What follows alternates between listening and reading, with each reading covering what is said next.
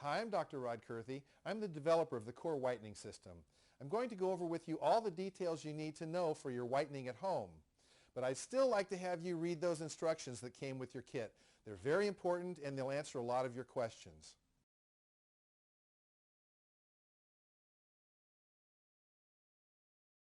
The first thing to remember is to always keep your whitening gel syringes in the refrigerator. Now, every night when you're going to bleach, you're going to wait until bedtime. Now, that doesn't mean that you can put your whitening trays in your mouth and sit and watch television or read a book. You have to be ready to actually go to sleep. Now, what you want to do is you want to brush your teeth first and ideally floss. And then the next thing you're going to do is apply your desensitizer. Now, you're going to apply the desensitizer only the first 2 nights. You will also apply it each morning, but in the beginning, just night 1 and night 2.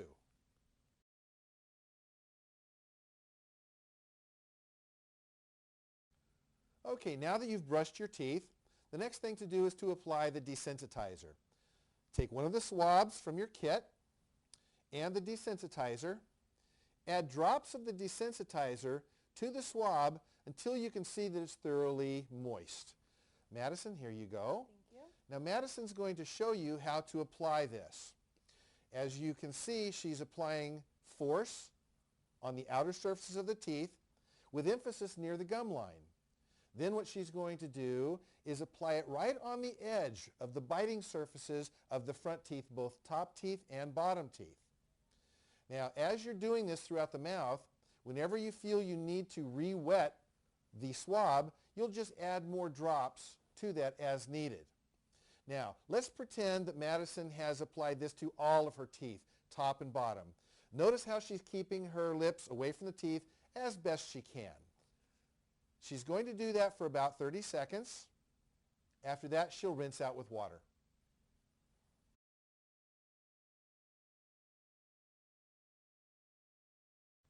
Next, we're going to fill the whitening trays. Remove them from your case. Notice how flexible the trays are. You'll remove the cap from the end of the whitening gel. Now let's go over the technique of filling your trays with the gel. Notice that I'm not going to put any whitening gel in the last tooth here. I'm going to start on what's called your first molar. Now the bicuspid, the cuspid. The larger the tooth is, the more whitening gel you need to place. And notice how I'm placing it only on the outer side.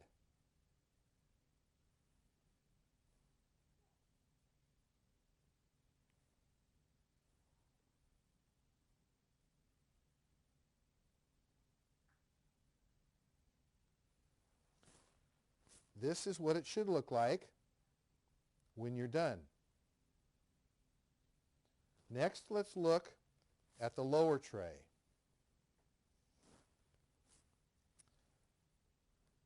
Again, I start on the molar. I go to the bicuspid and the cuspid tooth. Now on the smaller lower front teeth, you're going to be using less gel than you did on the upper.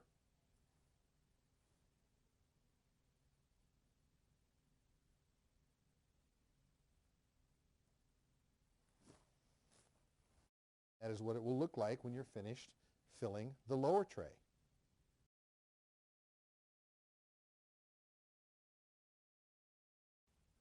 Okay, we filled the whitening trays with the gel, but remember the gel was in the refrigerator before you placed them in the tray. So the gel is a little bit cold. If you are one of those people that has sensitive teeth, what you might want to do is fill your trays before you brush. Now, remember that these trays are flexible. When I place these trays in Madison's mouth, the thick gel is going to push the tray away from the teeth. That's not good. So what you need to do is you're going to have to push this back against the gums. And I'm going to show you that. Okay, let's place this on the teeth.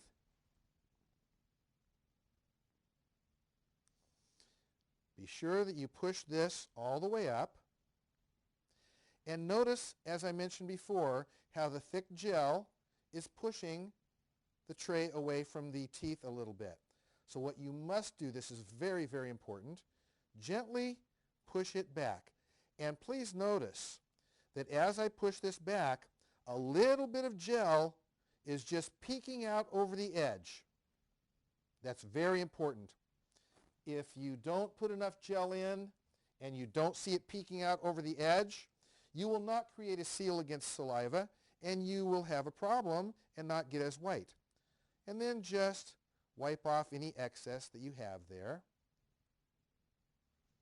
And then, of course, insert the lower one after that. Go ahead, Madison, close. Good.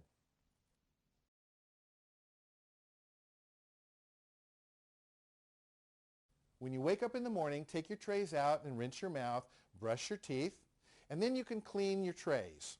Clean them by running them under cool water. Use a cotton tip swab to clean them in the water, but be sure not to use the cotton tip swab that comes with your bleaching kit. That is meant to only use with desensitizer. After you've thoroughly cleaned your trays, shake the water off and place them back in your tray case.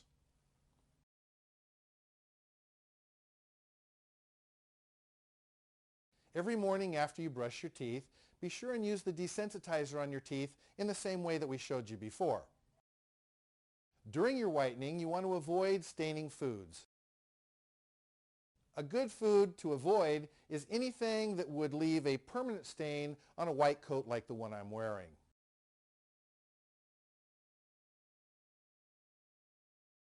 After you're finished with your whitening, you can go back to your normal diet as long as you're maintaining. Now you're putting forth a lot of effort to get your teeth white. Very, very important to keep that whiteness your entire lifetime. The way to do that is with the KOR Whitening Gels. Your dentist will be able to supply you with that. And your dentist will go over a suggested maintenance routine to follow at home. Most often we like to see people wearing their whitening trays, maybe once a month or so. If possible, don't skip nights when you're whitening at home. The result is much better if you whiten every night consecutively. If you have a problem at all, please call your dentist and let your dentist know. I'm sure you're going to be thrilled with your whitening results. You could not have selected a better method.